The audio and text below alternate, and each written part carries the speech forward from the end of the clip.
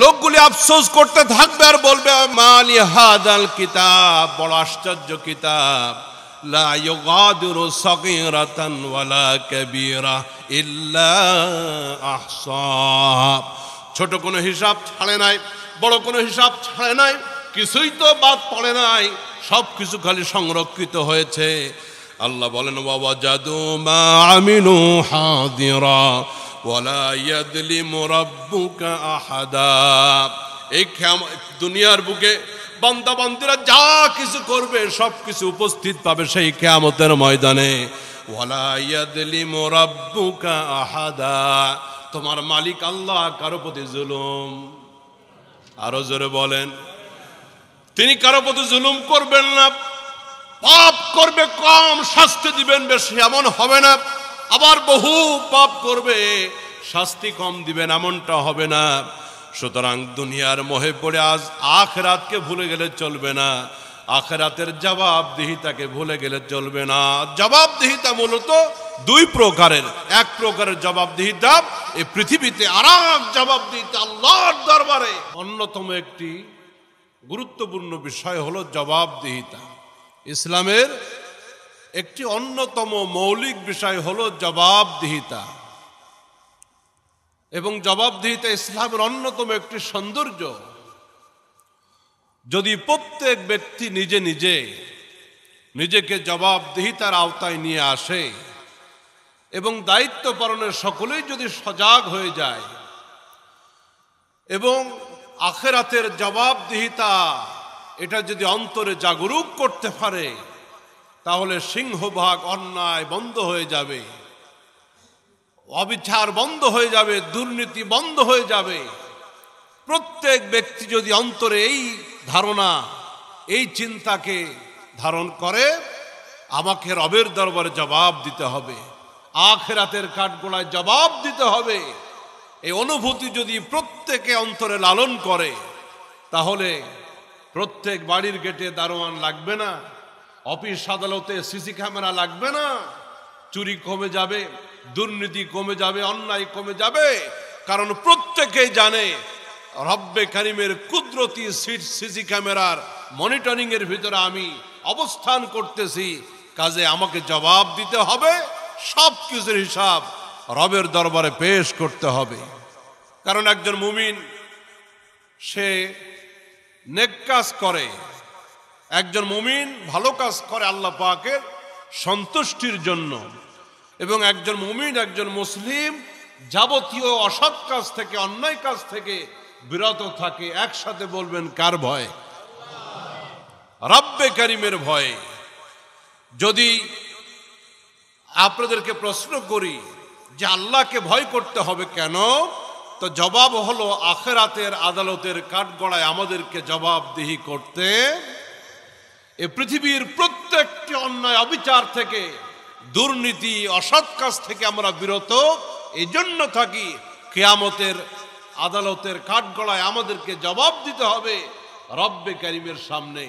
এই জন্য রাষ্ট্রের পিয়ন থেকে শুরু করে রাষ্ট্রপতি, প্রেসিডেন্ট পর্যন্ত, প্রধানমন্ত্রী পর্যন্ত, একেবারে চৌকিদার থেকে শুরু করে জমিদার পর্যন্ত প্রত্যেকে যদি নিজেকে জবাবদিহিতার আওতায় মনে করে যে দেশ স্বাধীন বারবার হতে পারে, কিন্তু আল্লাহ পাকের হুকুম থেকে, বিধান থেকে আমি কোনোদিন স্বাধীন হতে পারবো, একটা জবাবদিহিতার দেওয়াল দিয়ে, একটা জবাবদিহিতার প্রাচীর দিয়ে আমাকে ঘিরে রাখা হয়েছে। রব্বে কারিমের হুকুমের প্রাচীর, রবের সামনে দাঁড়ানোর প্রাচীর আমাকে প্রতিটি মুহূর্ত আবদ্ধ করে রেখেছে।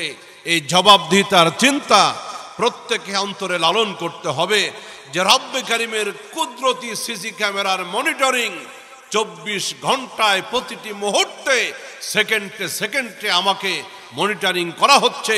কাজে আমি পাপ করতে পারি না, দুর্নীতি করতে পারি না, হিসাবে ভেজাল করতে পারি না। যা কিছু করব সব কিছু জবাব একদিন কার সামনে দিতে হবে? রব্বে কারিম পবিত্র কোরআনে হাকিমের ভিতরে মেসেজ দিয়ে আমাকে, আমাদের সকলকে সতর্ক করে দিয়েছেন 1500 বছর আগে। রব্বে কারিম পবিত্র কোরআনে হাকিমের ভিতরে সূরাতুল আলে ইমরান 5 নম্বর আয়াতের ভিতরে আল্লাহ পাক আমাদেরকে সতর্ক করে দিয়েছেন। রব্বুল আলামিন বলেন, ইন্নাল্লাহা লা ইয়াখফা আলাইহি শাইউন ফিল আরদি ওয়ালা ফিস সামা। রব্বে কারীম বলেন, এই পৃথিবীর বুকে বহু কিছু তোমরা গোপন করতে পারো। এই পৃথিবীর মানুষের কাছে বহু কিছু আড়াল থাকে, গোপন থাকে, কিছুদিন পর পর প্রকাশ হয়। গোপন করার জন্য ইন্টারনেট বন্ধ রাখা হয়, নেট বন্ধ রাখা হয়, নেটওয়ার্ক বন্ধ করে রাখা হয় আড়াল করে রাখার জন্য। এই দুনিয়ার মানুষ তো গোপন করতে পারে, তাদের কাছে গোপন থাকতে পারে, কিন্তু রব্বুল আলামিন বলেন, ইন্নাল্লাহা লা ইয়াখফা আলাইহি শাইউন ফিল আরদি ওয়ালা ফিস সামা। আকাশ এবং জমিনে আল্লাহর কাছে কোনো কিছুই গোপন নাই। আল্লাহু আকবার। রবের কাছে কোনো কিছুই গোপন থাকে না।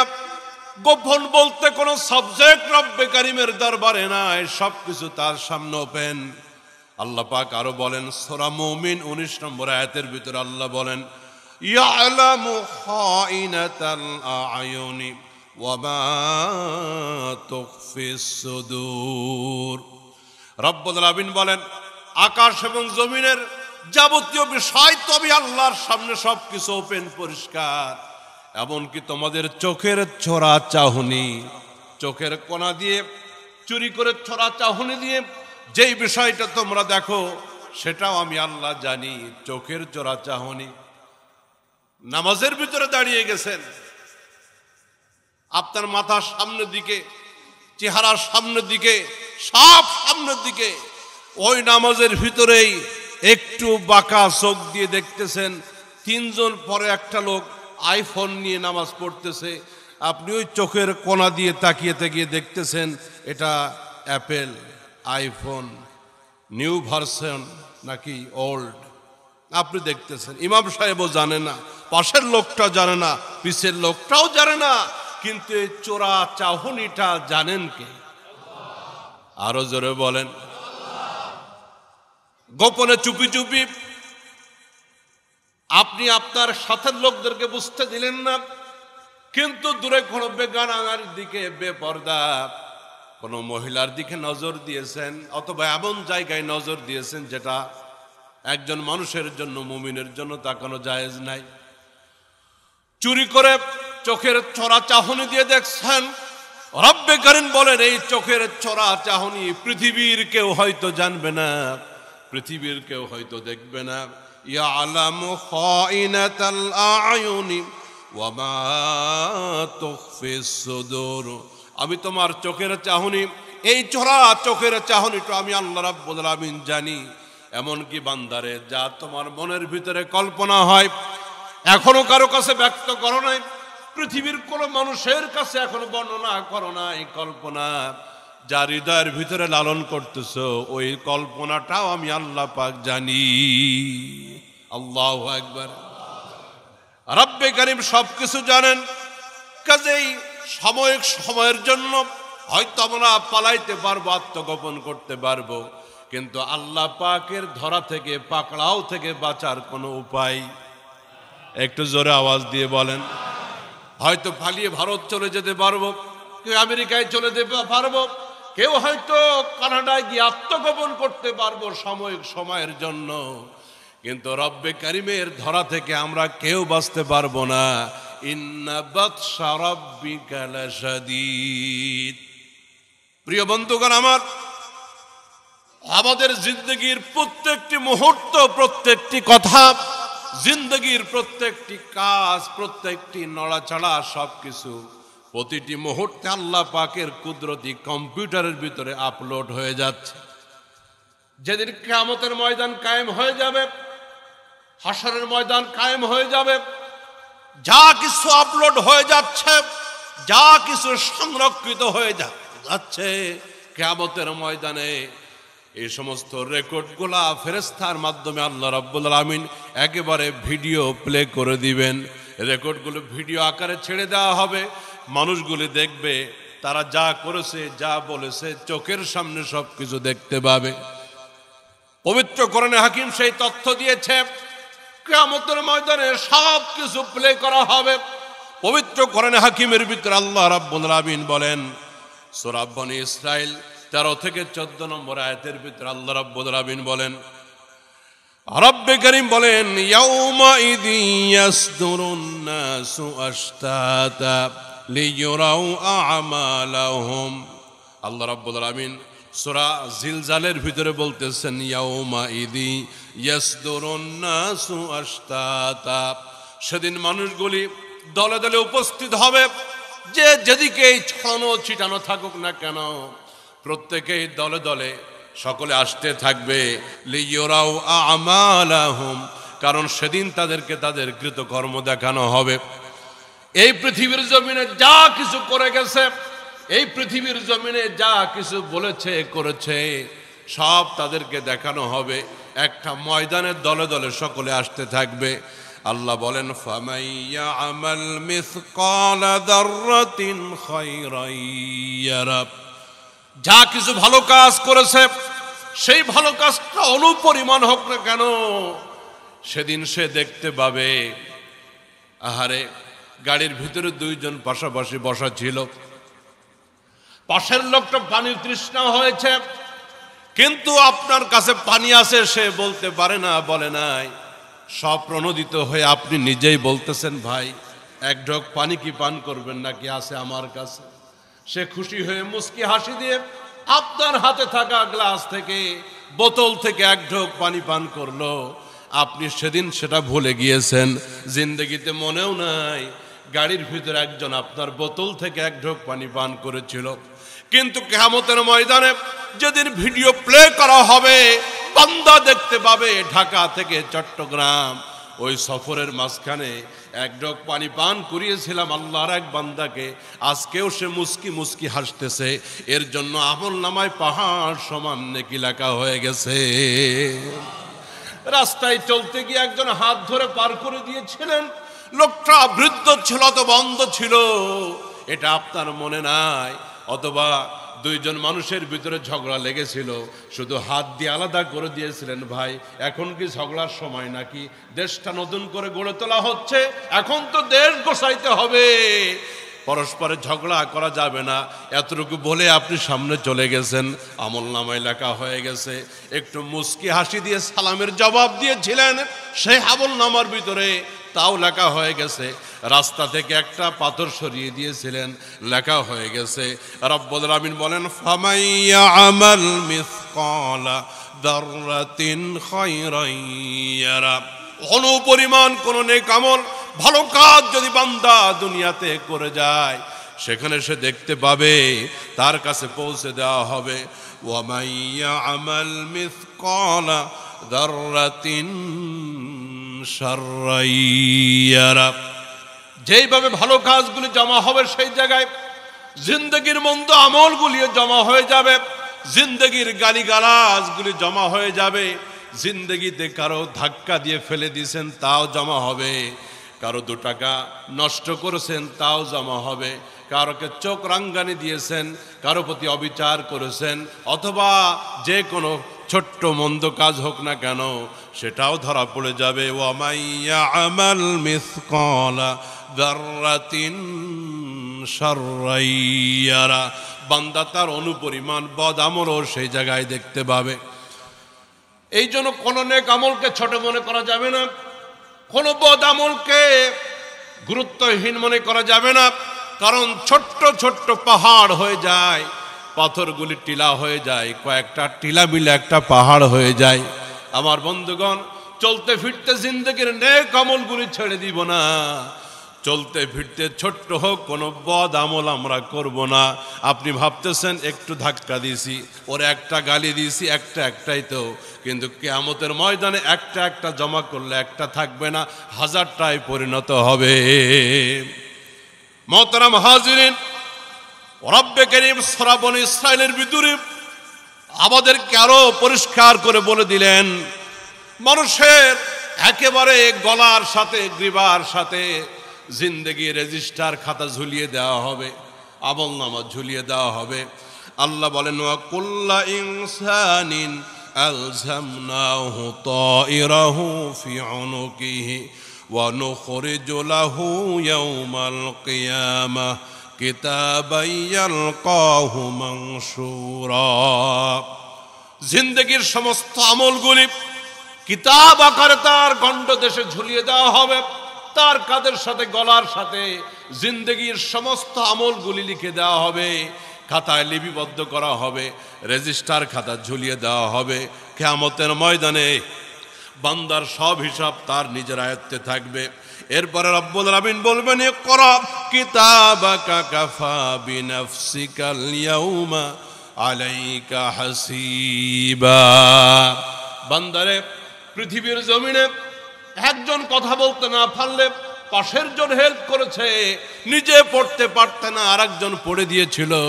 কিন্তু আজকে কারো সহযোগিতা চলবে না, আজ কেউ তোমার কোনো উপকার করবে না, নিজের আমলনামা আরেকজন পড়ে দিবে না।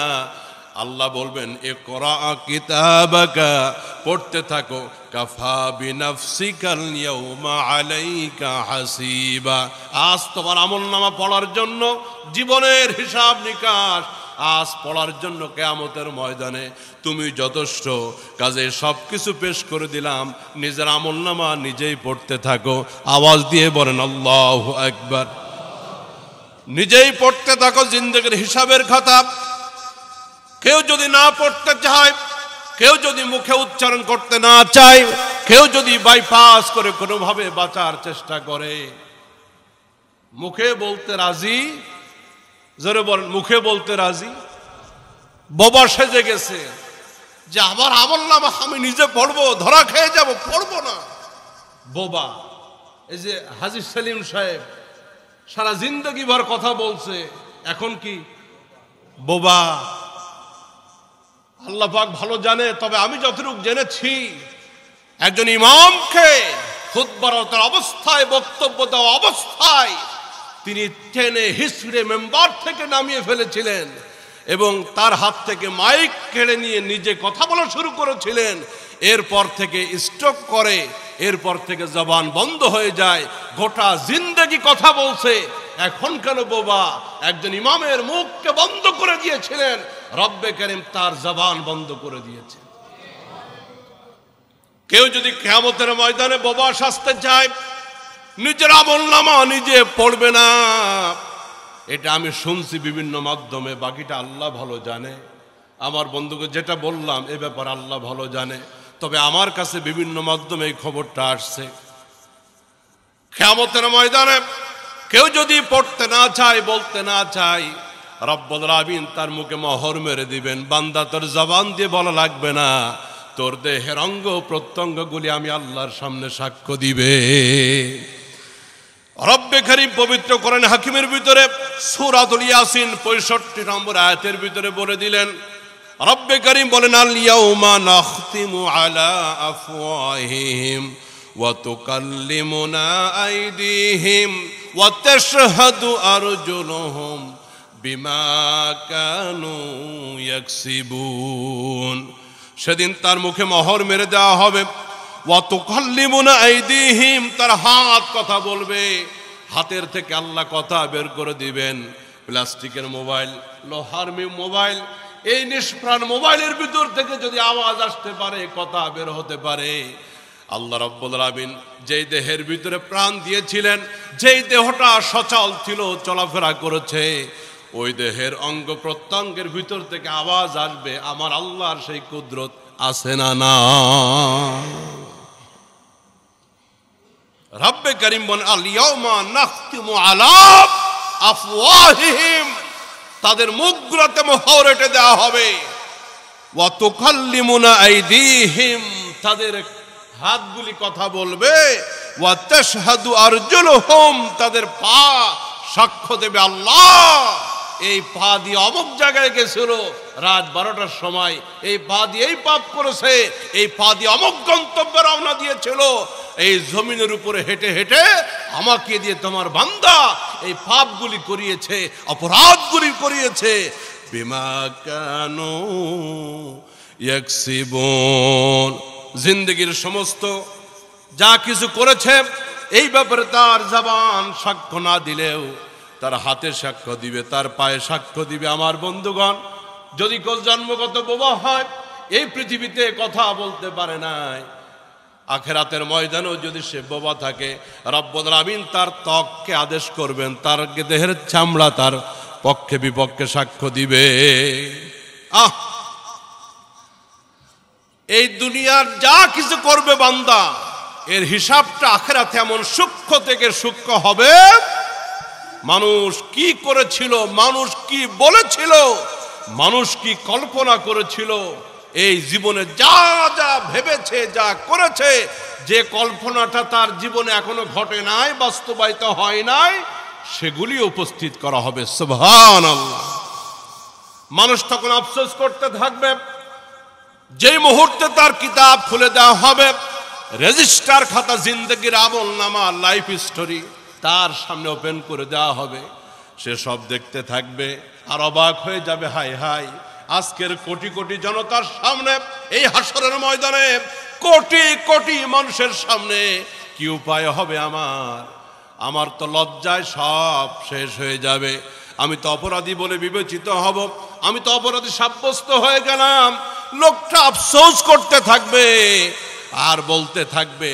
আল্লাহ পাক সূরা কাহাফের 49 নম্বর আয়াতের ভিতরে হাসরের ময়দানে বান্দার আফসোসটা তুলে ধরেছেন, কোট করে দিয়েছেন। বান্দা বলবে, ওয়ায়াকুলুনা ইয়া ওয়াইলাতানা মা লিহাদাল কিতাব লা ইউগাদিরু সাগীরাতান ওয়ালা কাবীরা ইল্লা আহসাহা। আওয়াজ দিয়ে বলেন আল্লাহু আকবার। সেই দিন বান্দা আফসোস করতে থাকবে আর বলবে, ওয়ায়াকুলুনা ইয়া ওয়াইলাতানা, হায় আফসোস, আমাদের কি হয়ে গেল, ধ্বংস আমাদের জন্য। মালি হাদাল কিতাব, এত বড় আশ্চর্য রেজিস্টার খাতা, এত বড় আশ্চর্য কিতাব, হিসাব নিকাশের খাতা। পৃথিবীর হিসাব নিকাশের খাতায় হিসাব ছিল কম, কোথাও লিখেছিলাম বেশি। রূপপুর বিদ্যুৎ কেন্দ্র 2019 সালে গোটা বাংলাদেশে বালিশ কেলেঙ্কারি নামে প্রসিদ্ধ ছিল। পাবনা রূপপুর বিদ্যুৎ কেন্দ্র একটা আবাসিক এলাকা, আবাসিক এরিয়া প্রস্তুতের জন্য বিল করেছিল 37 কোটি টাকা। কত কোটি?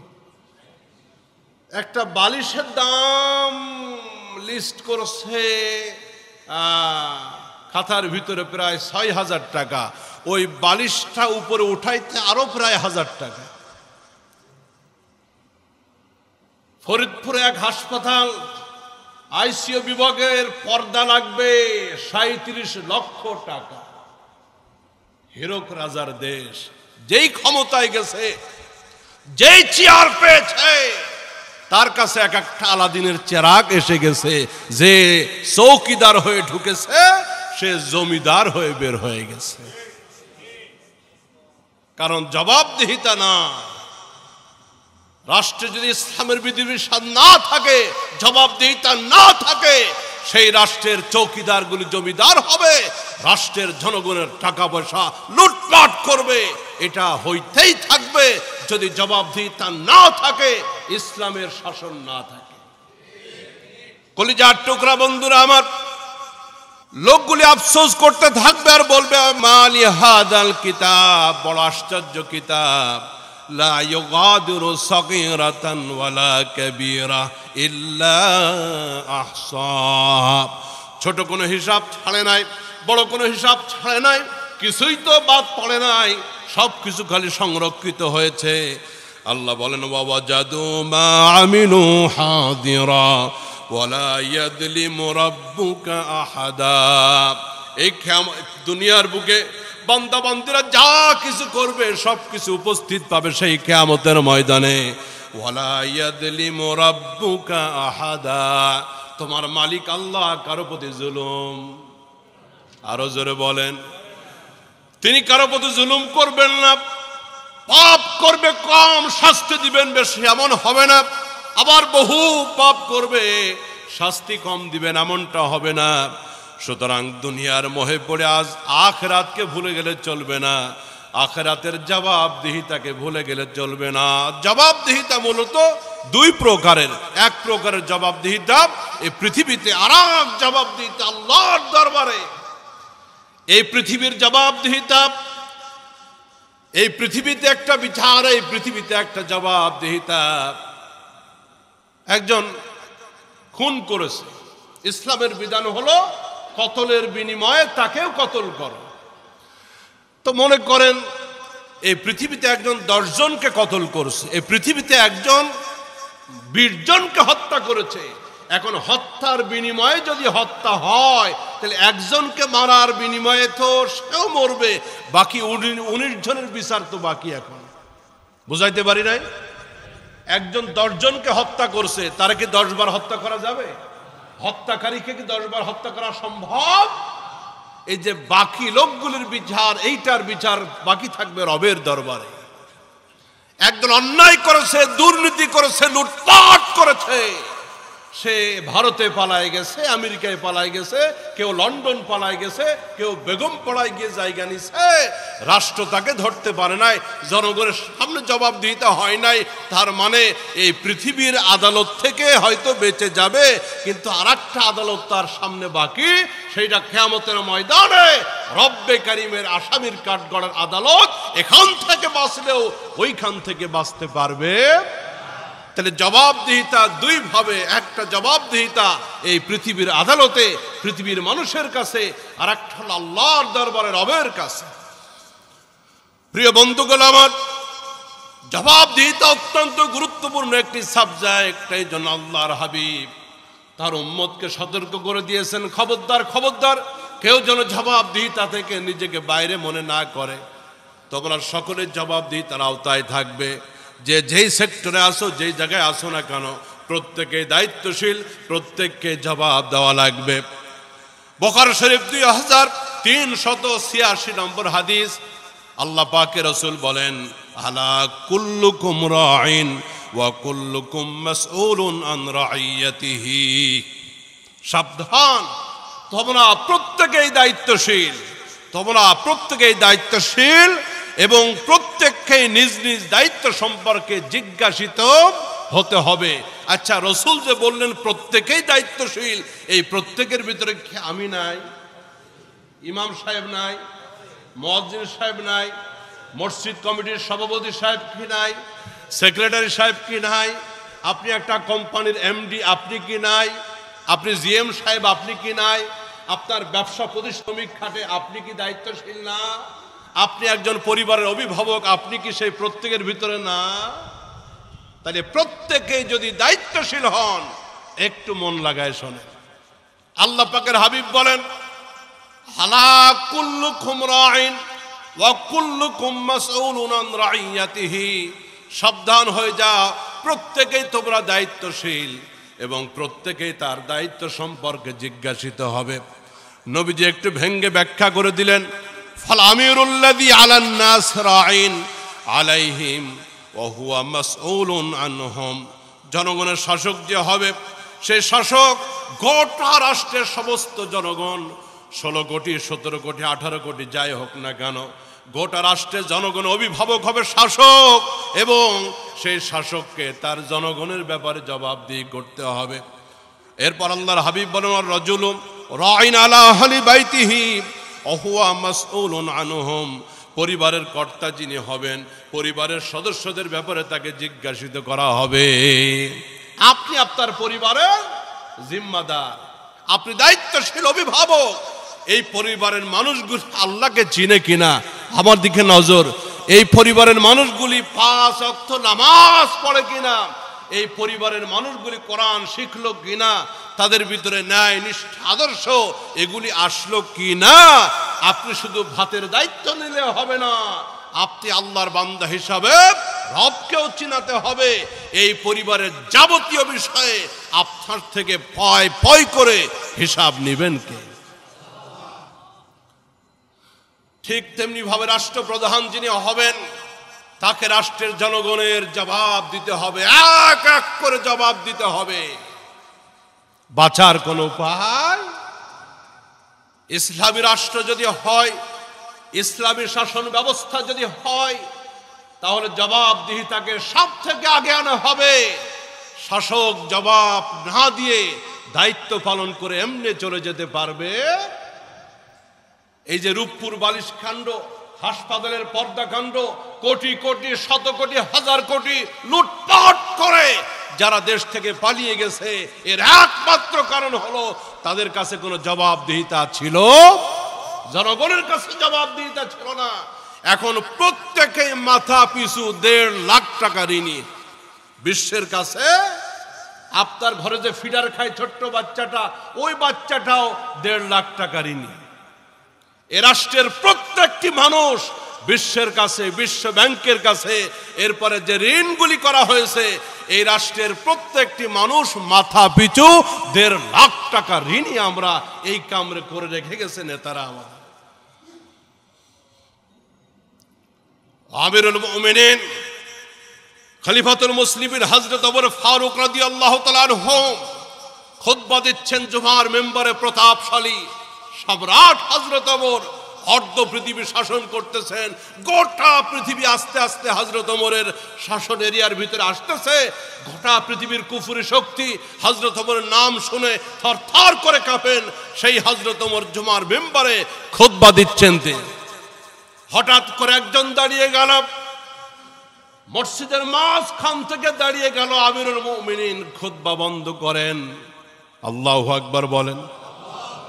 এটাকে 4টে খানিক ব্যাপার মনে করলেন আপনি?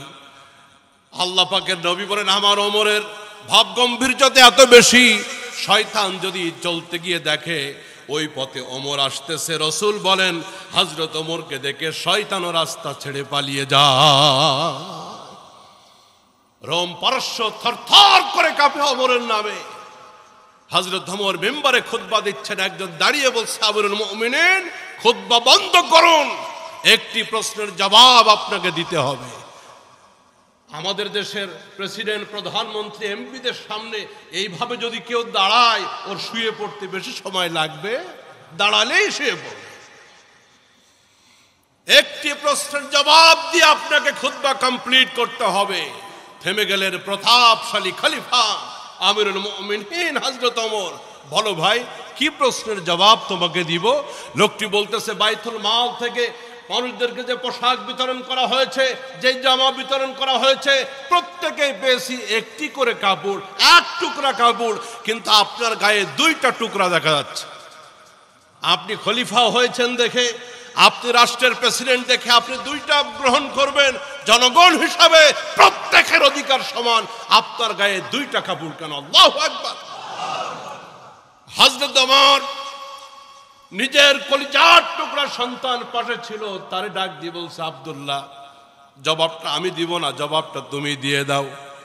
হযরত ওমরের ছেলে আব্দুল্লাহ লোকটাকে লক্ষ্য করে বলতেছেন, ভাইজান, আব্বা তো লম্বা চওড়া টল ফিগারের মানুষ, একটা কাপড়ে গোটা দেহটা আব্বার ঢাকে না। এই জন্য আজকে জুমার মেম্বারে হাজার হাজার মানুষকে সামনে নিয়ে খুতবা দিবেন আমার আব্বা। এই জন্য আমার অংশের কাপড়টা জোড়া লাগায়া আমার বাবার গায়ে লাগাই দিয়েছি। ওই বাকি কাপড়টা আব্বার না, আমার কাপড়টাও সংযুক্ত করা হয়েছে। দাও খোদা দাও আমায় আবার ওমর দারাজ দিল, দাও খোদা দাও আমায় আবার ওমর দারাজ দিল।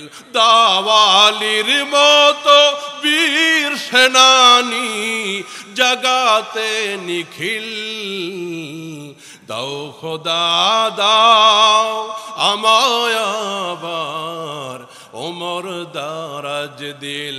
আল্লাহ আমাদের কিসমত তুমি ওমরের শাসন জুটায়া দাও।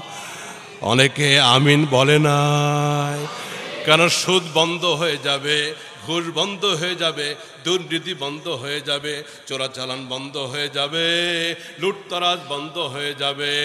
এবার আমিনটা দেখতে চাই, আল্লাহ বাংলার জমিনেও তুমি ওমরের শাসন দাও। কইছে এবার মাশাআল্লাহ। যদি ইসলাম থাকে, জবাবদিহিতা থাকে, রাষ্ট্রের মানুষ আরামে খাবে দাবে, দরজা খুলে ঘুমাবে, চুরি থাকবে না, ডাকাতি থাকবে না। কারণ রাষ্ট্রপতি জবাব দিতে বাধ্য জনগণের কাছে। চোর বাটপার গুলি তো বহু আগে শেষ। সুবহানাল্লাহ।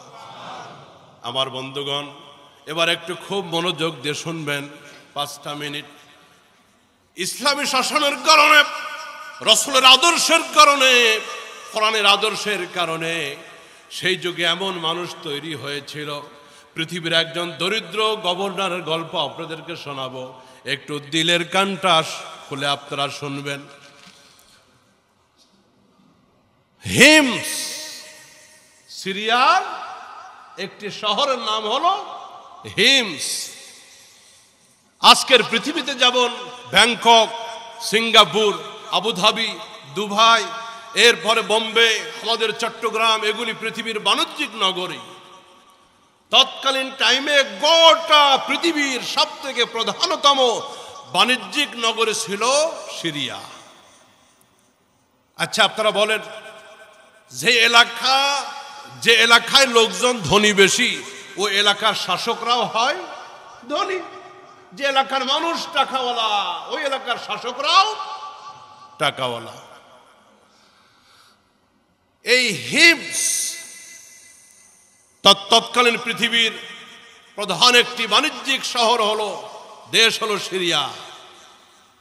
হযরত ওমর ফারুক রাদিয়াল্লাহু তাআলা আনহু খেলাফতের দায়িত্ব গ্রহণ করে হযরতে সাঈদ ইবনে আমের আল জুমাহি রাদিয়াল্লাহু তাআলা আনহু, রাসূলের বিশিষ্ট একজন খলিফা, তাকে ঢাক দিয়ে বলতেছে, সাঈদ, তোমাকে হিমসের গভর্নর বানাতে চাই। হিমস হলো ওই সিরিয়ার একটি অন্যতম শহর। হযরতে সাঈদ বলছে, আমিরুল মুমিনিন, এই দায়িত্ব আমাকে দিবেন না, কারণ এই দায়িত্ব বড় কঠিন দায়িত্ব। রাসূল বলে গেছেন এই দায়িত্বের জবাবদিহিতা অত্যন্ত কঠিন, আমার দ্বারা সম্ভব না। হযরত ওমর একটু ধাক্কা দিয়ে বলছে, আমাকে খেলাফতের মসনদে রেখে খলিফা বানায়া তোমরা নাক ডেকে ঘুমাবা, এটা হতে পারবে না, দায়িত্ব তোমাকে নিতেই হবে। হযরতে সাঈদ ইবনে আমের আল জুমাহি রাদিয়াল্লাহু তাআলা আনহুকে সেই হিমসের গভর্নর, মেয়র বানায়া পাঠিয়ে দেওয়া হলো। বেশ কিছুদিন পরে সেখান থেকে একটি প্রতিনিধি দল তারা আসলো মদিনাতে, একেবারে মূল কেন্দ্রে খলিফার দরবারে কিছু পরামর্শের জন্য। হযরত ওমর তাদের সাথে কথা বললেন, সলা পরামর্শ সব কিছু কমপ্লিট হওয়ার পরে আমিরুল মুমিনিন খলিফাতুল মুসলিমিন হযরত বললেন প্রতিনিধি ওই দলকে যে হিমসের একটা দরিদ্র শ্রেণী যারা, এই রকমের 100 জনের লিস্ট আমাকে দাও, বাইতুল মাল থেকে তাদের জন্য কিছু হাদিয়া, কিছু ভাতা তাদেরকে দেওয়া হবে। এরকমের হিমসের 100 জনের একটা লিস্ট করে আমার সামনে পেশ করো। একটা লিস্ট করে দেওয়া হলো, হযরত ওমরের সামনে 100 জনের লিস্ট দেওয়া হলো। হযরত ওমর লিস্টটা সামনে নিলেন, হতবাক হয়ে গেলেন, চোখ যেন ছানা বড়া, আশ্চর্য হয়ে গেলেন। কারণ 100 জনের যে লিস্ট দেওয়া হয়েছে এর নাম্বার 1, একেবারে প্রথম জন হলেন হিমসের গভর্নরের নাম সাঈদ ইবনে আমের আল জুমাহি। আল্লাহু আকবার। আমাদের দেশেও গভর্নর থাকে, গভর্নরদের ড্রাইভারের খেলায় আমরা অস্থির হয়ে যাই, গভর্নর তো বহু দূরে। হযরত ওমর আশ্চর্য হয়ে গেলেন, অবাক বিস্ময়ে লিস্টটা নিয়ে প্রতিনিধি দলকে জিজ্ঞাসা করলেন, আমি এরকম ফকির, ও হিমসের প্রতিনিধি দলের লোকেরা, তোমাদের গভর্নর তিনি কি দরিদ্র মানুষ? তিনি কি ফকির মানুষ? তার নামটাই প্রথমে দেখা যায়, তিনি কি আমের আল জুমাহি নাকি? লোকগুলি জবাব দিল, আমিরুল মুমিনিন, বালা আমিরুনা আফকারুনা, যে লিস্টটা আপনার কাছে দেওয়া হয়েছে এই লিস্টের প্রথম নামটাই আমাদের গভর্নর সাঈদ ইবনে আমের আল জুমাহি, এবং তিনি গোটা হিমসের ভিতরে সব থেকে বেশি দরিদ্র। তার মতো এত ফকির নাই। বহুদিন এমন চলে যায় গভর্নরের চুলায় আগুন জ্বলে না, খাবার রান্না হয় না। হযরত ওমর চোখে পানি চলে আসলো, আবার খুশিও হয়ে গেলেন। হযরতে সাঈদ ইবনে আমের আল জুমাহির সততা, তার জবাবদিহিতা, রাষ্ট্রের জনগণের প্রতি ভালোবাসা, দুনিয়া বিমুখতা দেখে তিনি বড় খুশি হয়ে গেলেন। হযরত ওমর 100 দিনার, 100 দিনার মানে 100 স্বর্ণ মুদ্রা, বর্তমান বাজারে প্রায় 3 কোটি টাকা দাম। কয় কোটি? দিনার বলা হয় স্বর্ণ মুদ্রাকে, দিরহাম বলা হয় রৌপ্য মুদ্রাকে। হযরত ওমর 1000 স্বর্ণ মুদ্রার একটা প্যাকেট দিয়া প্রতিনিধি দলকে বলতেছেন, যাও এটা সাইদ ইবনে আমির আল জুমাহি হিমসের গভর্নরকে দিয়ে দাও, এটা আমার পক্ষ থেকে রাষ্ট্রীয় তহবিল থেকে তার পার্সোনাল খরচের জন্য। প্রতিনিধি দল চলে গেল হিমসে, সাক্ষাৎ হয়ে গেল হযরত সাইদ ইবনে আমির আল জুমাহি হিমসের গভর্নরের সাথে। তাকে দেওয়া হলো, এটা আমিরুল মুমিনিনের পক্ষ থেকে আপনাকে হাদিয়ে দেওয়া হয়েছে কত হাজার? 1000 স্বর্ণ মুদ্রা দিনার। ইতিহাস লিখতেছে 1000 এই দিনার হাতে পাওয়ার সাথে সাথে হিমসের গভর্নর আল্লাহ পাকের নবীর সাহাবী হযরত সাইদ ইবনে আমির আল জুমাহি তিনি চিৎকার দিয়ে বললেন, ইন্না লিল্লাহি ওয়া ইন্না ইলাইহি রাজিউন। আচ্ছা, হাদিয়া পাইলে কেউ কি ইন্না লিল্লাহ বলে? এটা যে আমার দেওয়া হতো তাহলে একটা লাভ দিয়ে কইতাম আলহামদুলিল্লাহ। আমার দিলে আর একটা লাভ দিয়ে আগেই কইতাম আলহামদুলিল্লাহ। লাভটা এই জায়গায় না দিলে অফিস রুমের ভিতর গিয়ে দিতাম। আমার বন্ধুগণ, সাইদ ইবনে আমির আল জুমাহি তিনি চিৎকার দিয়ে বললেন, ইন্না লিল্লাহি ওয়া ইন্না ইলাইহি রাজিউন। ঘরের ভিতর থেকে বিবি দৌড় দিয়ে এসে বলতেছে, স্বামী কি হয়েছে? এত চিৎকার দিয়ে ইন্না লিল্লাহ বললেন, কোন মৃত্যুর সংবাদ হলো নাকি? আমাতা আমিরুল মুমিনিন, আমিরুল মুমিনিন হযরত ওমর মারা গেল নাকি? হযরত সাইদ ইবনে আমির বলতেছেন, না, তার থেকে আরো বড় দুর্ঘটনা ঘটে গেছে। তা আমাতাল মুমিনুনা ফিল মাআরিকা, কোন যুদ্ধক্ষেত্রে সমস্ত মুসলিম একসাথে মারা গেল নাকি? হযরত আমির বলতেছেন, আমির আল জুমাহি বলতেছেন, না, তার থেকে আরো মারাত্মক ঘটনা ঘটে গেছে। কি ঘটেছে? হযরত সাইদ ইবনে আমির বলতেছেন, আমার আখিরাতকে ধ্বংস করার জন্য আমার কাছে দুনিয়া পাঠানো হয়েছে। আল্লাহু আকবার! কি সোনালী অতীত, কি সোনার মানুষ ছিলেন তারা। আমার আখিরাতকে ধ্বংস করে দেওয়ার জন্য আমার কাছে দুনিয়া পাঠানো হয়েছে। তাহলে কি করা যায়? বলে, এগুলি এখনই রিটার্ন করে দাও।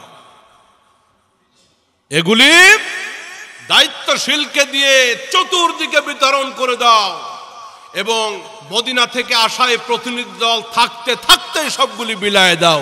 এগুলি আমার দরকার নাই। আল্লাহু আকবার! এই খবর পৌঁছে গেল হযরত ওমরের কাছে। হযরত ওমরের কাছে পৌঁছে যাওয়ার পরে হযরত ওমর লোকদেরকে বললেন, দ্রুত কাফেলা রেডি করো, আমি আমার সাইদকে দেখতে হিমসে যাব। আমার সাইদকে দেখতে যাব, কাফেলা রেডি করো। এখনকার যুগের মতো বিমানের টিকিট হাতে নাই যে একটা টান দিলাম আর লাভ দিয়ে চলে গেলাম। বহু দূরে কষ্ট করে মরুভূমি পাড়ি দিয়ে দিয়ে যেতে হবে, সপ্তাহের পর সপ্তাহ সময় লাগবে। হযরত ওমর হিমসে আগমন করলেন। গোটা হিমসবাসী খলিফার আগমনে একটা উচ্ছ্বাসিত পরিবেশ হিমসের ভিতরে। হযরত ওমর আসতেছেন, তার এক নজর দেখব, তিনি অর্ধ পৃথিবীর খলিফা। হযরত ওমর হিমসে গেলেন, হাজার হাজার মানুষের ভিড়, চতুর্দিকে তারা ঘিরে নিয়ে আছে। বসার ব্যবস্থা করা হলো। গভর্নর হযরত সাইদ ইবনে আমির আল জুমাহি তিনিও হযরত ওমরের পাশে এসে দাঁড়ালেন। হযরত ওমর কুশল বিনিময় শেষ করে হিমসের লোকদেরকে প্রশ্ন করলেন, হিমসের লোকেরা, এই যে হিমসের গভর্নর সাইদ ইবনে আমির আল জুমাহি, তার ব্যাপারে তোমাদের কোনো অভিযোগ আছে কিনা আমি শুনতে চাই। আমার সামনে দাঁড়ায়া প্রত্যেকটি অভিযোগের জবাবদিহিতা গভর্নরকে করতে হবে। সঙ্গে সঙ্গে একজন দাঁড়ায় গেছে, আমিরুল মুমিনিন, গভর্নরের বিরুদ্ধে আমার একটি অভিযোগ আছে। গভর্নরের বিরুদ্ধে আমার একটি অভিযোগ আছে। মানুষের নেচার হলো একজন দাঁড়াইলে আর একজনও, একটা অভ্যাস আছে না? রাস্তায় চলতেছেন, ঘাড়ে খুব ব্যথা, এক জায়গায় দাঁড়ায় হঠাৎ করে একটু ঘাটটা টান করে আকাশের দিকে তাকাইছেন, টার্গেটে একটু ঘাটটা সোজা করতেছেন। আপনি যে আকাশের দিকে তাকায় আছেন, আশপাশ দিয়ে যারা যাইতেছে ভাবতেছে কি দেখতেছেন মনে হয়, আপনি দেখবেন আপনার আশপাশে আরো 5-7 জন তাকায় আছে।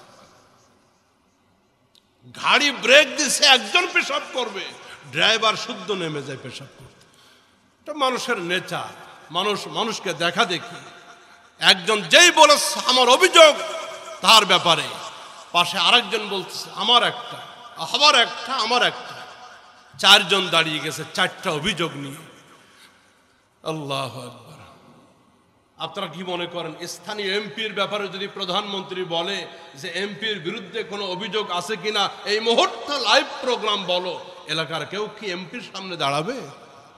জবাবদিহিতা কেমন? একজন বলছে আমার প্রশ্ন হলো, দৈনিক প্রতিদিন সকালবেলা গভর্নর দেরি করে উপস্থিত হন, এটা প্রত্যেক দিন দেরি করে উপস্থিত হন।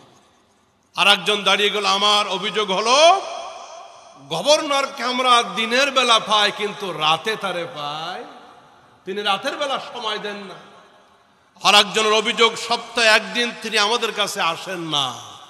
আর একজন অভিযোগ হলো যে গভর্নর মাঝে মাঝে এমন ভাবে অজ্ঞান হয়ে যান তিনি কাছের মানুষদেরকেও চিনতে পারেন না। অভিযোগগুলি খেয়াল রাখেন। সপ্তাহে একদিন তিনি আসেন না, দিনে আসেন তো রাতে আসেন না, আবার প্রতিদিন আসেন তো দেরিতে আসেন, আর মাঝে মাঝে অজ্ঞান হয়ে যান, কাছের লোকদেরকেও চিনেন না। হযরত ওমর বলছে, সাইদ এই লোকগুলি যে প্রশ্ন করেছে, অভিযোগ করেছে, এটার জবাবদিহিতা তোমাকে করতে হবে, একটা একটা করে জবাব দাও। 1 নম্বর, প্রতিদিন সকালে দেরি করে আসো, কারণটা কি জবাব দাও। আল্লাহু আকবার। হযরত ওমর এই প্রশ্ন করার পরে হিমসের গভর্নর হযরতে সাইদ ইবনে আমির আল জুমাহি হাজার হাজার মানুষের সামনে তিনি জবাবদিহিতা পেশ করতেছেন। প্রতিদিন দেরি হওয়ার কারণ হলো বাড়িতে আমার কোনো কাজের মানুষ নাই, স্ত্রী আছে, সন্তানাদি আছে। আমার বাড়ির মানুষদের জন্য আমার নিজের হাতে আটা পিষতে হয়, এরপরে খামিরা তৈরি করতে হয়, রুটি সেকতে হয়, সকালের খাবার নিজের হাতে তৈরি করে বাড়ির মানুষদের জন্য কমপ্লিট ব্যবস্থা করে আসতে আমার একটু দেরি হয়ে যায়। এছাড়া বাইরের আর কোনো কাজে আমি যুক্ত হই না। আমার বাড়িতে কোনো কাজের বুয়া নাই, কাজের মানুষ নাই, নিজের হাতেই কাজটা করে আসা লাগে। 2 নম্বর কারণ, দর্শক দিনের বেলা আসো কিন্তু রাতের বেলা জনগণ তোমাকে পায় না। হযরতে সাইদ ইবনে আমির আল জুমাই হিমসের গভর্নর তিনি জবাব দিচ্ছেন, আমিরুল মুমিনিন রাতের বেলা আসতে পারি না, তার কারণ হলো কসসমতু হায়াতি বাইনা রাব্বি ওয়া বাইনা ইবাদি, আমার গোটা জিন্দেগির 2 ভাগে বিভক্ত করে ফেলেছি আমি, দিনটা মানুষের জন্য, রাতটা আল্লাহর জন্য। সুবহানাল্লাহ, জোরে বলেন। 5 মিনিট একটু বেশি হয়ে যাবে। দিনটা দিনের মানুষের জন্য, রাতটা আল্লাহর জন্য। রাতের বেলা রবের দরবারে দাঁড়িয়ে দাঁড়িয়ে তাহাজ্জুদের নামাজ আদায় করি, রাতের বেলা বসে বসে কোরআনে কারিমের তেলাওয়াত করি। এই জন্য আমার হায়াতটা 2 ভাগ, দিনটা মানুষের জন্য, রাতটা আল্লাহর জন্য। কলিজার টুকরা বন্ধুরা আমার, আমরাও তো আল্লাহর বান্দা, কিন্তু আমরা আল্লাহরে ভাগ দিতে রাজি না। রাতের বেলা আমার জিন্দগির ভাগ আমার ফেসবুকে পেয়ে যায়, রাতের বেলা ইউটিউব আমার জিন্দগির ভাগ পেয়ে যায়, আমার স্ত্রী পায়, সন্তান পায়, বন্ধু বান্ধব পায়, কিন্তু আল্লাহর বান্দা হিসেবে আল্লাহরে আমরা কতটুকু ভাগ দিয়ে থাকি। সাহাবীদের জীবন থেকে আপনারা একটু গল্পগুলি শুনে শিক্ষা গ্রহণ করেন। বলে আমার জিন্দগি 2 ভাগ, কাসসামতু হায়াতি বাইনা রাব্বি ওয়া বাইনা ইবাদি, আমার দিনটা মানুষের জন্য, আল্লাহর বান্দাদের জন্য, রাত আল্লাহর জন্য। এই জন্য রাতের বেলা আমি আল্লাহর ভাগ তার বান্দাদেরকে দিতে পারি না। 3 নম্বর অভিযোগ, সপ্তাহে একদিন কেন আসলো, একদিন কেন অনুপস্থিত থাকো। হিমসের গভর্নর এবার জবাবদিহিতা করতেছে, আমিরুল মুমিনিন এই যে আমার শরীরের ভিতরে কাপড় দেখতেছেন 2টা টুকরা, এই 2 টুকরা কাপড় আমার দ্বিতীয় কোনো কাপড় নাই, এই 2টা কাপড় আমার দ্বিতীয় কোনো কাপড় নাই। এই 2 টুকরা, 1 টুকরা আমি নিচেই পরি, আর 1 টুকরা আমি গায়ে দিই। এভাবে আমি হিমসের মানুষের দায়িত্ব পালন করি। সপ্তাহের 6টা দিন এই কাপড়টা ঘেমে ঘেমে ময়লা হয়ে দুর্গন্ধ হয়ে যায়, নিজের কাছেও খারাপ লাগে, মানুষের কাছেও দুর্গন্ধ মনে হয়। এই জন্য সপ্তাহে একটা দিন আমি কাপড়টা পরিষ্কার করে ধৌত করি, নিচেরটা শুকাইলে উপরেরটা পরি, এরপরে উপরেরটা শুকাইলে নিচেরটা পরি। এভাবে একটা দিন আমার পার হয়ে যায় কাপড়ের জন্য। কাপড় পরিষ্কার করা এবং শুকিয়ে সেটা ব্যবহার করা, এই একটা দিন আমি মানুষের সামনে দায়িত্ব পালন করতে পারি না। চতুর্থ অভিযোগ, মাঝে মাঝে অজ্ঞান হয়ে যাও, কাছের লোকদেরকেও চিনতে পারো না। এবার হযরত সাঈদ ইবনে আমির আল জুমাহি হিমসের গভর্নর চিৎকার দিয়ে কাঁদতেছেন, আমিরুল মুমিনিন, আমি যখন মুশরিক ছিলাম, ইসলাম কবুল করি নাই, ওই মক্কার জমিনে হযরতে খুবাইবকে হত্যা করা হয়েছিল। আমিও তখন হত্যার পক্ষে ছিলাম, যেহেতু আমিও তখন মুসলমান হই নাই। আমার সামনে হযরতে খুবাইবকে টুকরা টুকরা করে হত্যা করা হয়েছিল রাসূলকে ভালোবাসার কারণে, ঈমান আনার কারণে। দেহের প্রতিটি অংশ অংশ কেটে কেটে ফেলা হয়েছিল। আমি সেদিন তারে কোনো উপকার করতে পারি নাই। তার হত্যার দৃশ্য যখন আমার সামনে আসে, নিজেকে ঠিক রাখতে পারি না, আমি বেহুশ হয়ে যাই, সেন্সলেস হয়ে যাই। এই হলো আমার অপরাধ, আমার বিরুদ্ধে হিমসবাসীদের অভিযোগ। হযরত ওমর চিৎকার দিয়ে কাঁদলেন, হযরত ওমর কাঁদলেন। হযরত সাঈদ ইবনে আমিরকে বুকের সাথে জড়িয়ে ধরে চুমা দিয়ে বললেন, সাঈদ রে, আমার বড় খুশকিসমত, আমার বড় সৌভাগ্য, তোমার মতো গভর্নর আমি নিযুক্ত করতে পেরেছি। আমার বন্ধুগণ, ইসলামের নীতি যদি থাকে, জবাবদিহিতা যদি থাকে, গভর্নর রাষ্ট্রের প্রতিনিধি নিজেরটাও জনগণকে বিলিয়ে দিবে। যদি জবাবদিহিতা না থাকে, ইসলাম না থাকে, জনগণেরটা মেরে মেরে বেগম পাড়ায় বাড়ি বানাবে। রব্বে করিম পবিত্র কোরআন হাকিমের ভিতরে বলেন, যারা এই পৃথিবীতে আল্লাহর সামনে জবাবদিহিতাকে ভয় পাবে, আল্লাহ রাব্বুল আলামিন বলেন, ওয়ালিমান খাফা মাকাম রাব্বিহি জান্নাতান ফাবিআইয়ি আলাই রাব্বিকুমা তুকাদ্দিবান। রাব্বুল আলামিন বলেন, এই পৃথিবীতে আল্লাহর সামনে দাঁড়ানো লাগবে কিয়ামতের ময়দানে। এই কথা চিন্তা করে, জবাবদিহিতার চিন্তা করে যারা পৃথিবীতে অন্যায় থেকে বেঁচে থাকবে, রব্বুল আলামিন বলেন, কিয়ামতের ময়দানে হিসাব নিকাশের পরে জবাবদিহিতার কারণে এই লোকগুলি যেহেতু সমস্ত অন্যায় অবিচার থেকে বেঁচে ছিল, এই জন্য আমি আল্লাহ খুশি হয়ে তাদেরকে ডবল জান্নাতের মালিক বানাবো। জোরে বলেন সুবহানাল্লাহ। আল্লাহ রাব্বুল আলামিন আমাদের প্রত্যেককেই রবের সামনে জবাবদিহিতার অনুভূতি অন্তরে জাগ্রত রাখার তৌফিক দান করেন। যদি বুঝতে পারি কেউ দেখেন, আল্লাহ দেখে, তাহলে চুরি থাকবে না, ডাকাতি থাকবে না, ধর্ষণ থাকবে না, দুর্নীতি থাকবে না, কারণ কেউ দেখে না, দেখেন আল্লাহ। প্রত্যেককেই বুঝ দান করেন, আমিন। ওয়া আখির দাওয়ানা আনিল হামদুলিল্লাহি রাব্বিল আলামিন।